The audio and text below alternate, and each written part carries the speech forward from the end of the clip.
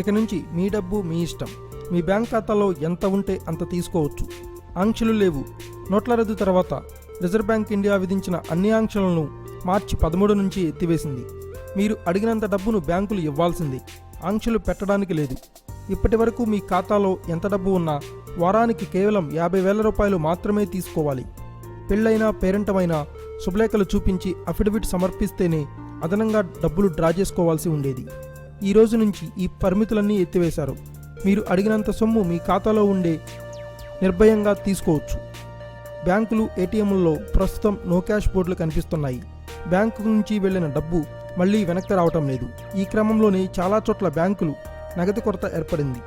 ఇప్పటికే 12 లక్షల కోట్ల విలువైన నోట్లు మార్కెట్లో చలామణిలో ఉన్నాయని చెబుతున్నా క్యాష్ కటకటా తప్పడం లేదు. జనం దగ్గరకు వెళ్లిన నోట్లు అలాగే ఉండిపోతున్నాయి. నగదును ఇంట్లోనే పెట్టుకుని కార్డు ద్వారా లావాదేవీలు జరుపుతుండటంతో బ్యాంకుల్లో నగదు జమ కావడం లేదు. వారానికి 50,000 రూపాయలు మాత్రమే ఇప్పటి వరకు తీసుకునే వీలుంది. ఇక నుంచి మీ డబ్బు మీ ఇష్టం కావడంతో బ్యాంకుల్లోని డబ్బు మొత్తాన్ని విత్డ్రా చేస్తారా అనే డౌట్ వస్తుంది. ఏప్రిల్ 1వ తేదీ నుంచి బ్యాంకు, ఏటీఎం లావాదేవీలపై ఛార్జీలు వసూలు చేస్తుండటంతో ఈ నెలలోనే అధిక మొత్తంలో క్యాష్ విత్డ్రా అయ్యే అవకాశాలు లేకపోలేదని భావిస్తున్నారు నిపుణులు. ఈ వాదనను కూడా కొందరు కొట్టిపారేస్తున్నారు.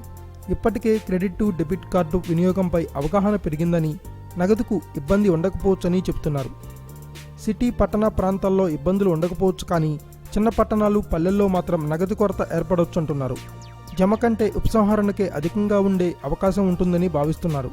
ప్రస్తుతం వారానికి 50,000 రూపాయలు మాత్రమే తీసుకునే వీలు ఉండడంతో విడతల వారీగా తీసుకునేవారు ఇప్పుడు 1,00,000, 2, 3 లక్షలు ఒకేసారి కావాలంటే ఇవ్వడానికి బ్యాంకుల దగ్గర అంత డబ్బు ఉందా అనే అనుమానాలు కూడా వస్తున్నాయి. Thanks for watching. Please subscribe our channel.